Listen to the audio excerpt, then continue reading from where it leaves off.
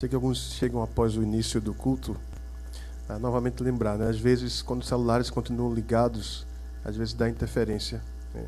O som foi passado antes aqui mais cedo e foi tudo tranquilo, sem problema, mas às vezes quando há celulares ligados, interfere no sinal do microfone sem fio. Então, se você, por gentileza, ainda está com o seu celular ligado, desligue, tá bom? Por gentileza. Abra comigo sua Bíblia, no Evangelho de Mateus, no capítulo 18.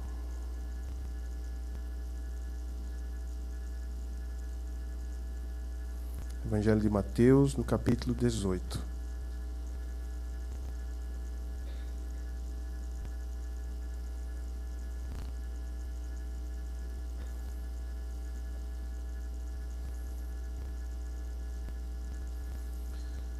Vamos ler dos versículos 21 ao 35. Evangelho de Mateus, capítulo 18, dos versículos 21 ao 35.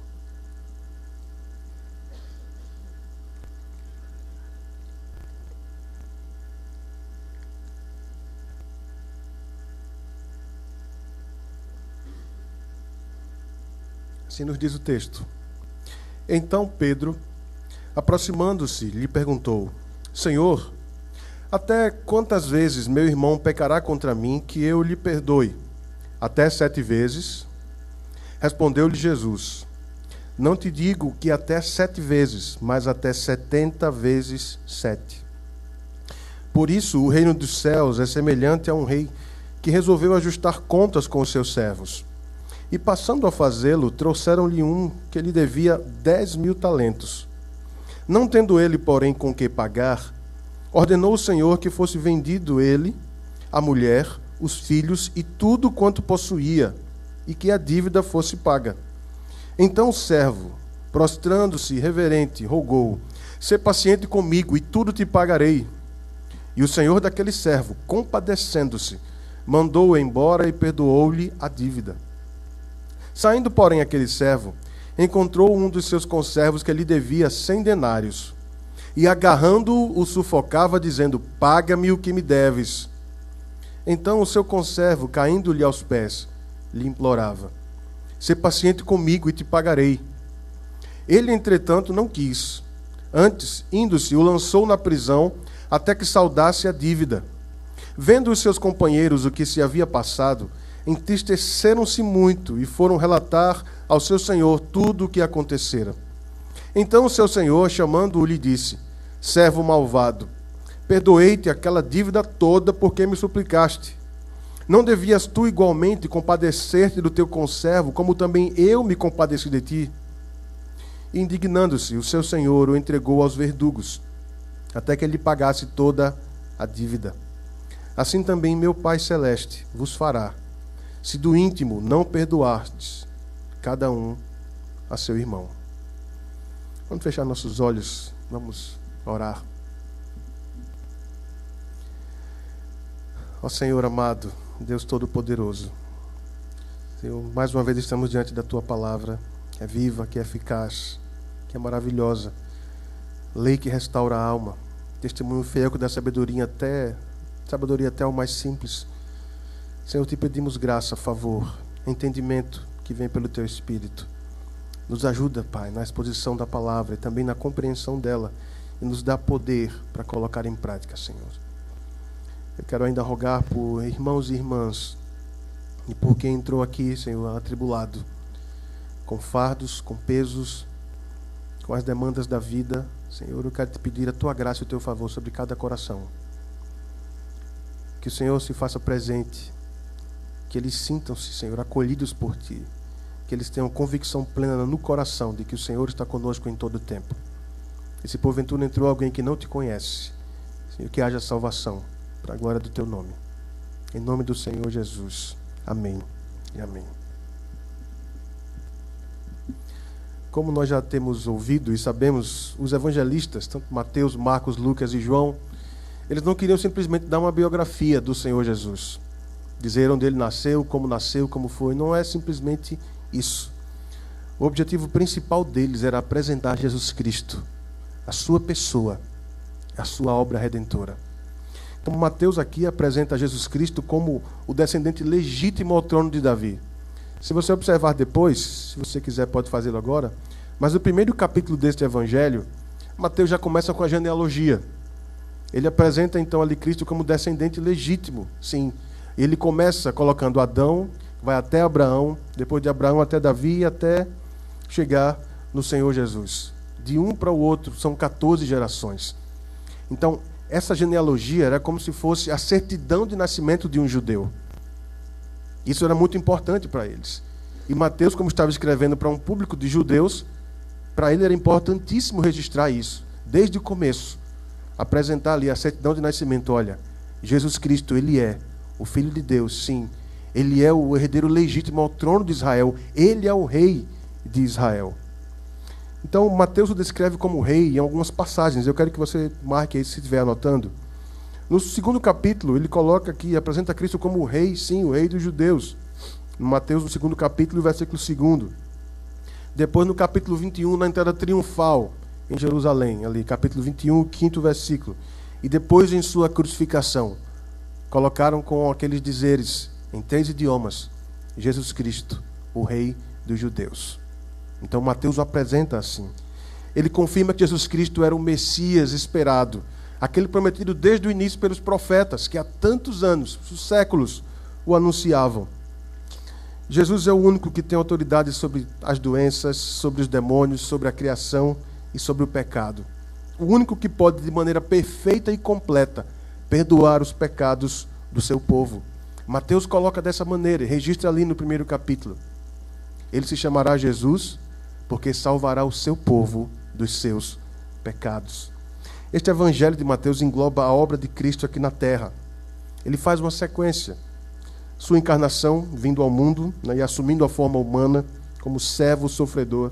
Depois a sua vida de piedade e obediência, como servo perfeito, irrepreensível. Foi obediente até o final, até a morte e morte de cruz. O seu ministério eficaz de pregação e de ensino, ensinando sobre o reino dos céus, revelando o Pai. E depois também a sua morte expiatória na cruz, sendo a propiciação pelos nossos pecados. E também a sua maravilhosa ressurreição ao 3º dia. E a promessa da sua segunda vinda para consumar a sua obra de redenção. Mateus registra isso em seu evangelho. Nesse contexto aqui onde nós estamos, o mestre está ensinando sobre ofensa e perdão. Ele está explicando e aplicando da maneira correta como se deve agir com aqueles que pecaram, que pecam e pecarão contra os seus discípulos, no caso contra nós também. Perdoar de todo o coração aos seus ofensores é uma das marcas do caráter daqueles que são discípulos de Jesus Cristo. Porque, de acordo com ele, basta ao discípulo ser como o seu mestre. Ele coloca isso no próprio Evangelho de Mateus, capítulo 10, versículos 24 e 25. Então, se você olhar aí comigo, nesse capítulo 18, o trecho anterior fala sobre a questão da disciplina, digamos assim, de como se deve tratar um irmão que pecou. É um texto bastante conhecido, talvez, ou pelo menos razoavelmente conhecido de nós. E aí o Senhor vai ensinando ali, dizendo, olha, se teu irmão pecar contra ti, vai arguí-lo entre ti e ele só. Se ele te ouvir, ganhaste a teu irmão. Então o Senhor dá todos os passos de como devemos proceder se alguém pecar contra nós, ou se vimos algum irmão em pecado deliberado. Se for realmente crente, se for filho de Deus, discípulo de Cristo, nós devemos ir até ele sim. E dessa maneira, procurar conquistá-lo, dizer a verdade, mas dizer a verdade em amor, para que ele abandone esse mau caminho, se arrependa e se volte ao Senhor, que é rico em perdoar, e trilhe caminhos retos. Então, depois de explicar isso, aí então vem a pergunta de Pedro, nosso Pedro. Como sempre, tinha alguma pergunta ou fazia alguma afirmação, e lá vem Pedro. Acompanhe comigo aí no versículo 21. Então, aqui na exposição, nós vamos ver basicamente esse tema, a dimensão e as aplicações do perdão de Deus. Então, nesses versículos aí, o 21 e o 22, acompanhe comigo. Esse trecho tem relação com o que o Senhor afirmou no versículo 15. Olhem de novo para o versículo 15. Se teu irmão pecar contra ti, então a partir do que Cristo expôs e ensinou, Pedro vem e faz então aqui essa pergunta, no versículo 21. Senhor, até quantas vezes meu irmão pecará contra mim que eu lhe perdoe? Até 7 vezes? Respondeu-lhe Jesus, não te digo que até 7 vezes, mas até 70 vezes 7. Bom, após essa explicação, Pedro vem perguntar mais ou menos o seguinte: Senhor, qual o limite para perdoar?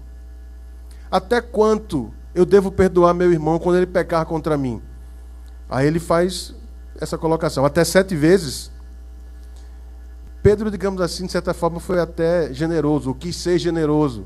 Ou mais uma vez, talvez quis impressionar, ou quis receber um elogio do Senhor Jesus.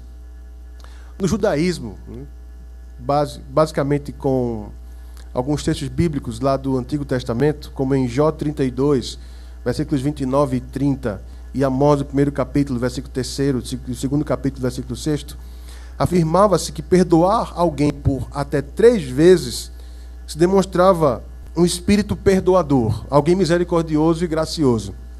Então Pedro propõe, além do dobro, ainda coloca mais um, porque 7 era aquele número ideal de perfeição para o judeu. E muitos aí também, em questão de numerologia, existem alguns números que são tratados de maneira especial. 7 é tido como um número de perfeição. Então Pedro queria demonstrar, ou eu sou perfeito, ou eu quero ser perfeito.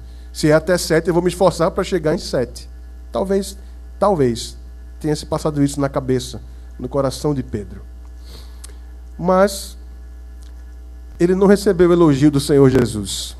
Diferente do que ele pensou que ouviria, ele deve ter ficado chocado mais uma vez com a resposta de Cristo. Então, o Senhor vem e propõe uma equação que quem gosta de cálculo já faz de imediato, né? Quanto é que dá mesmo? 70 vezes 7 dá 490 vezes. Todo mundo, será que eu vou conseguir perdoar tudo isso? Passa o dedo com a calculadora ali, perdoa 1, 2, vai contando, até chegar em 490. Alguns talvez façam isso de imediato, esse cálculo. Mas a questão aqui não é essa equação. O ponto central aqui de Cristo não é a equação. Mas a questão é que Cristo está dizendo que não há limites para o perdão de Deus. Para o perdão que vem de Deus. É uma questão de ter um coração transformado e não de um cálculo egoísta. Não é questão de quantas vezes. Mas já vem você de novo com isso? Não, te perdoo não, você não se arrependeu, você fez de novo. E às vezes fica naquela. Quantas vezes devo perdoar minha esposa? Ou a esposa ao marido? Ou perdoar meus pais? Ou aos filhos? Ou aos netos? Ou aos avós? Aos tios, irmãos, primos, amigos? Quantas vezes? O sentido é ser misericordioso, à semelhança de Cristo. Ele é o ideal, ele é o padrão. Sempre foi e sempre será. Então veja aqui versículos 23 a 27. Nós vamos dividir a parábola em alguns trechos. E nós vamos ver que ela vai aqui dos versículos 23 até o final, até o 35. Vamos observar essa primeira parte. Por que Cristo fez isso? Como excelente mestre que era, ele usava essa dinâmica. Ele explicava, ele ilustrava e depois aplicava. Então ele vem com essa ilustração aqui agora. Ele já havia explicado. E agora então ele vem ilustrar com a parábola e depois ele então, ao final, aplica de maneira maravilhosa. Veja aqui então, versículos 23 ao 27. O Senhor então coloca essa parábola para ensinar. O reino dos céus tem a ver com o domínio de Deus. O rei é o próprio Deus. E os servos, os homens que prestarão contas a Deus. Essas são figuras das realidades espirituais que se evidenciam aqui na terra e no final do trecho, no versículo 35, elas apontam para o dia da prestação de contas no juízo final. Então, levando-se em consideração um império, o rei soberano decide aqui convocar os seus governadores provinciais, né, como se fossem sátrapas. Lembram de Daniel? Havia o imperador, Nabucodonosor, outros sátrapas, os governadores, os presidentes, aqueles que dominavam nas grandes partes, ou toda parte do império. E de tempos em tempos eles tinham que ir ao imperador para prestar contas. Então eles eram os que coletavam e administravam os impostos do império. Então um destes servos, depois da convocação do rei, foi levado à sua presença. Um homem que devia 10.000 talentos. Era uma quantia absurdamente grande, impagável. 10 mil talentos. Nós vamos colocar aqui alguns números, tentando trazer para hoje a conversão, talvez para contextualizar ou atualizar, mas ela não é precisa. Eu não me debrucei em pesquisa para ser preciso nisso aqui. Os economistas de plantão aí me perdoem, mas eu não procurei ser preciso. Mas só para dar uma referência, para que a gente tenha ideia da quantia aqui, mas eu não vou ser preciso, ok? Então, um talento era equivalente, no mínimo, certo? A partir de pelo menos 6 mil denários. Um talento, pelo menos 6 mil denários. Um denário era o valor de um dia de trabalho de um trabalhador naquela época e também de um soldado romano. Okay? Então, em termos de reais, nós somos brasileiros, um denário era cerca de R$36, mais ou menos isso. Um servo comum precisaria de 1000 semanas de trabalho para juntar o equivalente a um talento. Um só. Lembre, esse homem devia 10 mil talentos. Como eu disse, não são exatos. Mas aqui você poderia considerar um talento de prata ou um talento de ouro. Eles têm uma diferença. Um talento de prata, cerca de mais ou menos 9 mil reais. E um talento de ouro, cerca de entre 200 e 300 mil reais.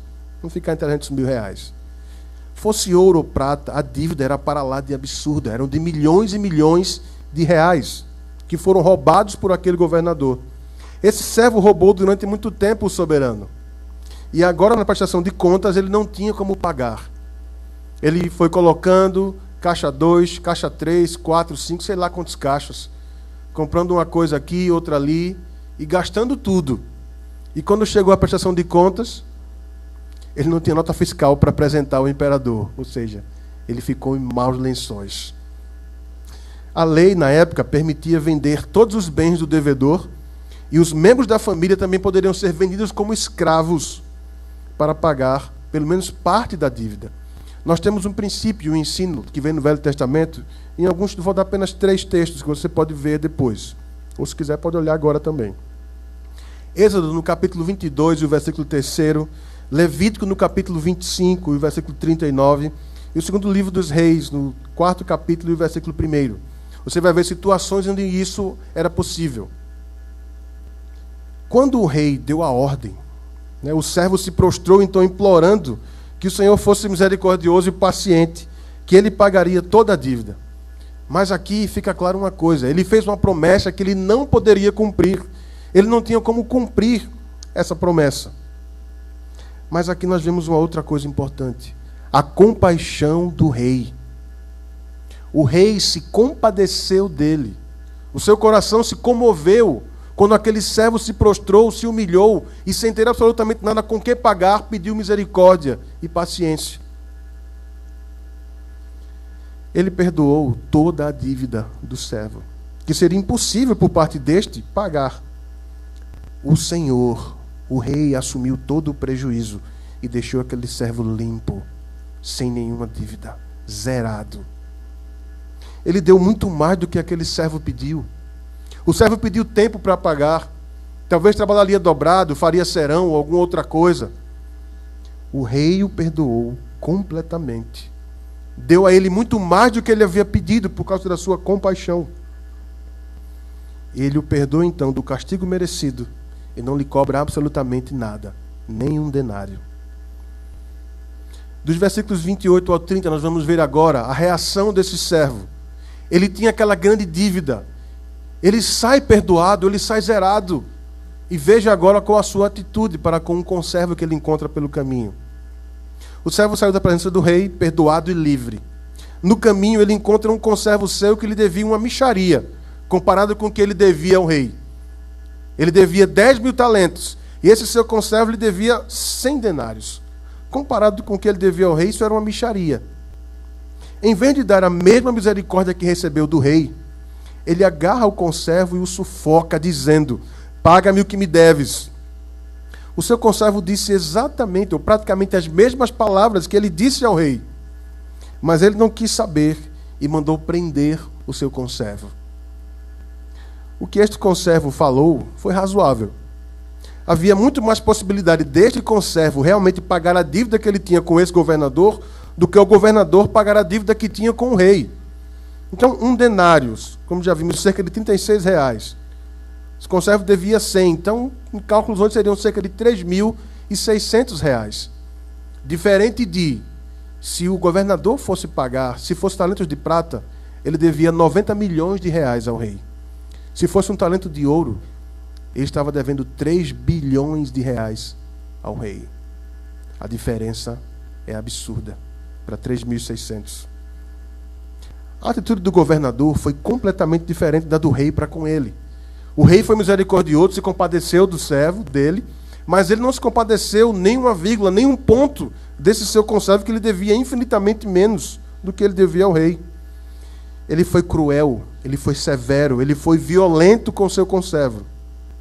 Não lhe deu o que havia recebido do soberano. Ele não poderia mandar vender os bens do conservo. Ele não poderia fazer isso. Muito menos vender a família dele. Mas ele poderia mandar prendê-lo, como o fez. E também condená-lo a trabalhos forçados até pagar toda a dívida. Isso o governador poderia fazer com o seu conservo. E foi o que ele fez. Vejam aqui então, dos versículos 31 ao 35. Outros servos estavam ali próximos e viram tudo. Acompanharam toda a cena, tudo o que aconteceu. E vamos ver ao final o que o rei fez com ele. E a palavra de Cristo final, aplicando aqui a questão da ofensa e do perdão, de acordo com a perspectiva de Deus. Outros conservos então o viram tudo o que aconteceu e ficaram profundamente tristes e abalados, porque estes servos estavam lá também vendo a maneira como o rei usou de misericórdia e graça para com aquele governador que devia tanto. E agora o viram agir dessa maneira, como um conservo que devia tão menos do que ele. Então, ficaram tristes e abalados por duas razões. A primeira, pelas grandes misericórdia e graça que o rei deu ao governador e que foram tratadas com tanta desonra por esse governador. Segundo, pela insensibilidade e vileza do coração do governador para com a súplica do seu conservo. Eles foram direto ao rei contar com detalhes. Isso é o que significa relatar, contar com detalhes o acontecido. A ingratidão e a insensibilidade desse governador para com o seu conservo. O rei então manda buscá-lo e diz a ele: servo malvado, com o sentido de perverso, vilão, desalmado, desonesto, e há outros ainda adjetivos para isso. Eu te perdoei toda aquela dívida, porque me suplicaste. Tu não deverias ter feito o mesmo com o teu conservo? O sentido é que o governador tinha a obrigação de tratar o conservo com a mesma misericórdia com a qual ele fora tratado pelo rei. Ele deveria ser um padrão de que essa atitude fosse contínua em sua vida e espelhasse as grandes virtudes do rei para o seu reino, para o seu império. Só que desta vez não houve clemência, ou qualquer chance para ele dizer uma única palavra ao rei. O rei o sentenciou à prisão, para que fosse levado pelos verdugos. Há traduções como na NVI, ou talvez linguagem de hoje, que coloquem ali os torturadores. Os verdugos eram uma classe de oficiais dentro do Império Romano, que eram responsáveis por torturar aqueles que haviam cometido crimes terríveis, crimes atrozes contra os seus próximos. Então esses verdugos, esses torturadores, os torturavam lá, para que eles sentissem o mesmo que eles fizeram com outros, ou que pagassem até morrer, com dor e com sofrimento, tudo que fizeram outros passarem. Eles eram designados pelos tribunais, sim, para lidar com esses malfeitores. Aqui nós vemos na parábola que o Senhor é muito claro ao dizer expressamente que o Pai Celeste fará o mesmo com todos os que recusarem usar da mesma misericórdia que receberam dele. Isso tem profunda ligação com o Evangelho de Mateus no capítulo 5. E aqui eu me reporto ao Sermão do Monte, a sua abertura, que é justamente ali as bem-aventuranças. O 5º capítulo de Mateus e o 7º versículo diz: bem-aventurados os misericordiosos, porque alcançarão misericórdia. O Senhor foi muito claro quando expôs no começo do Sermão do Monte que essas são as características. Isto faz parte do caráter daqueles que são seus discípulos verdadeiramente. São pobres de espírito, são mansos, são misericordiosos, são pacificadores. E nós conhecemos o texto. E também tem relação com o próprio Evangelho de Mateus no 6º capítulo. Quando ele vem e ensina, nos dá o modelo de oração. Os elementos que devem compor a nossa oração. A primeira parte em relação ao nosso Deus e Pai. Seu nome santificado, a sua vontade, o seu reino também dominando em nossos corações. E a segunda parte, a oração coletiva. Oramos por nós, incluímos o nós, não simplesmente eu, o nosso pão, o perdão dos pecados e o livramento do mal, das tentações. Mas eu me refiro aqui especificamente aos versículos 12, 14 e 15 de Mateus, no 6º capítulo. O versículo 12 diz: perdoa-nos as nossas dívidas, assim como nós perdoamos aos nossos devedores. E depois ele retorna a esse tema nos versículos 14 e 15. Porque se perdoardes aos homens as suas ofensas, o vosso Pai Celeste também perdoará as vossas ofensas. Mas se não perdoardes aos homens as suas ofensas, tampouco o vosso Pai Celeste vos perdoará as vossas ofensas. Martin Lloyd-Jones, nos sermões que ele pregou sobre o Sermão do Monte, ele faz uma aplicação nessa parte dos versículos 14 e 15 do Evangelho de Mateus no 6º capítulo. Todo aquele que realmente foi perdoado por Deus e sabe o quanto foi perdoado por Deus, não tem como não perdoar. É por isso que ele é perdoado por Deus quando peca e ora pedindo perdão. Aquele que realmente sabe o quanto foi perdoado por Deus e se apropriou dessa misericórdia e graça, usa essa mesma misericórdia e graça que recebeu para compartilhar com seus semelhantes. Isso aqui é algo muito importante para nós, porque o tema do perdão também faz parte da nossa vida diária. Ou você vai dizer que você não tem brigas ou conflitos pelo menos uma vez ao dia, a não ser que você decida: hoje eu vou embora, não vou ver ninguém. Mas eu ainda ouso dizer, você vai ter conflito com você mesmo. Agora uma coisa, você não vai precisar se perdoar, não. Ainda vai ver um pouquinho sobre isso aqui nas aplicações. Meus irmãos, uma coisa que nós precisamos entender: o gênero humano é extremamente complicado. O gênero humano é extremamente complicado. Por quê? Por causa do seu coração corrupto e enganoso, cheio de egoísmo, voltado para si mesmo, para os seus interesses. Esse é o meu maior problema. E esse é o teu maior problema. Você pode perguntar: mas como é isso, pastor? Eu não sou salvo? Eu não sou salva? Amém. Glória a Deus. Mas eu te pergunto: quantas vezes você briga com as pessoas? Você discute? Quantas vezes você já magoou e já foi magoado? Não tem calculadora que consiga colocar isso, né? Não dá para a gente medir. Nós precisamos entender que nós vivemos num mundo onde nós magoamos e somos magoados. Precisamos compreender que vivemos num mundo em que as pessoas vão pecar contra nós e nós vamos pecar contra as pessoas.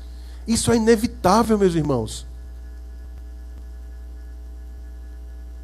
As pessoas elencam alguns crimes ou alguns pecados que eles acham que são imperdoáveis. E algumas pessoas morrem, às vezes, com esse temor no coração. É por isso que o salmista, lá no Salmo 130, diz: contigo, porém, está o perdão para que te temam. O nosso Deus é o Deus do perdão, é o Deus perdoador, é o Deus misericordioso, que exige que os seus filhos tenham a mesma disposição do coração para perdoar os seus semelhantes. Isso é fato. Eu e você precisamos nos exercitar nisso, no perdão de Deus. Nós lemos nos textos aqui da liturgia, onde é que nós estávamos antes? Estávamos mortos em delitos e pecados, mas Ele nos deu vida juntamente com Cristo. Sabe quem é esse governador que devia esses 10.000 talentos? Eu e você. Nós não tínhamos como saldar nossa dívida com o grande rei. A dívida era impagável. Lembrem, o rei assumiu o prejuízo. Quem foi que assumiu o prejuízo da nossa dívida para com Deus o Pai? Foi o seu Filho Jesus Cristo. Ele tomou sobre si as nossas dores, nossas culpas, nossas transgressões. O castigo que nos traz a paz, que nos restabeleceu a comunhão com Deus, estava sobre ele. E pelas suas pisaduras fomos sarados. Depois ele vai colocando também, em outra epístola, Paulo, diz que a cédula de dívida que constava ali contra nós, cheio de ordenanças, e que nos enviava direto para o inferno e condenação eterna, foi encravada em Cristo lá na cruz do Calvário. Eu e você não temos mais nenhuma dívida para com Deus. Porque Cristo pagou com a sua própria vida, com a sua carne rasgada e com seu sangue derramado. O que é uma afronta que alguém faça contra nós, mediante aquela afronta que nós havíamos cometido contra Deus? Sabe qual foi a grande afronta do homem lá no jardim? Imperdoável. O homem quis tomar o lugar de Deus. O homem quis ser Deus. O nosso Deus é muito claro em sua palavra. Eu não dou a minha glória a ninguém. Eu sou Deus. Além de mim, não há outro. O homem se rebelou. Mas ainda assim, em seu Filho, Jesus Cristo, Ele enviou a propiciação pelos nossos pecados, pela nossa rebeldia. Nos perdoou, nos justificou, nos tornou limpos, zerado, sem dívida. E agora devemos seguir e andar da mesma forma, perdoar da mesma maneira. E todo aquele que realmente recebeu esse perdão e tem consciência disso, busca aplicá-lo da mesma forma. A lição aqui central é: motivados pela gratidão, o pecador, nós pecadores perdoados, devemos sempre desejar e nos esforçar para perdoar qualquer um que peque contra nós e fazer todo o possível para alcançar a comunhão de novo com esse irmão ou irmã ou com essas pessoas. Todos nós somos devedores de Deus. Na carta aos Romanos, no 3º capítulo, versículo 23, todos pecaram e carecem da glória de Deus. Portanto, nenhum de nós poderia pagar essa dívida que havia, nem a nossa, nem a de ninguém. No Salmos, no capítulo 49, no Salmo 49, melhor dizendo, dos versículos 7 ao 9, já falando ali também, eu quero que você vá comigo para lá. Salmo 49, dos versículos 7 ao 9. Ali ele diz: ao irmão, verdadeiramente, ninguém o pode remir, nem pagar por ele a Deus o seu resgate. Pois a redenção da alma deles é caríssima, e cessará a tentativa para sempre, para que continue a viver perpetuamente e não veja a cova. Meus irmãos, isso aqui é anúncio de salvação nos Salmos. O anúncio de que Cristo viria para nos salvar, para nos livrar da cova. O que significa cova aqui? Nos livrar da condenação eterna, nos livrar da segunda morte, que é a morte eterna, o afastamento completamente da comunhão e dos prazeres com Deus na eternidade. Mesmo assim, a dívida tinha que ser paga. Quem vai fazê-lo? A boa notícia, ela já foi paga. Jesus Cristo já fez isso por nós. A carta aos Romanos também coloca isso. Eu quero que você vá comigo para a carta aos Romanos. Primeiro no 3º capítulo e depois no 5º. Carta aos Romanos, 3º capítulo. Abra comigo. 3º capítulo, versículos 24 ao 26. Sendo justificados gratuitamente por sua graça, mediante a redenção que há em Cristo Jesus, a quem Deus propôs no seu sangue como propiciação, mediante a fé, para manifestar a sua justiça, por ter Deus, na sua tolerância, deixado impunes os pecados anteriormente cometidos, tendo em vista a manifestação da sua justiça no tempo presente, para ele mesmo ser justo e o justificador daquele que tem fé em Jesus. 5º capítulo agora, versículos 19 a 21. Porque como pela desobediência de um só homem, muitos se tornaram pecadores, assim também por meio da obediência de um só, Jesus Cristo, muitos se tornarão justos. Sobreveio a lei para que avultasse a ofensa. Mas onde abundou o pecado, superabundou a graça, a fim de que, como o pecado reinou pela morte, assim também reinasse a graça pela justiça, para a vida eterna, mediante Jesus Cristo, nosso Salvador.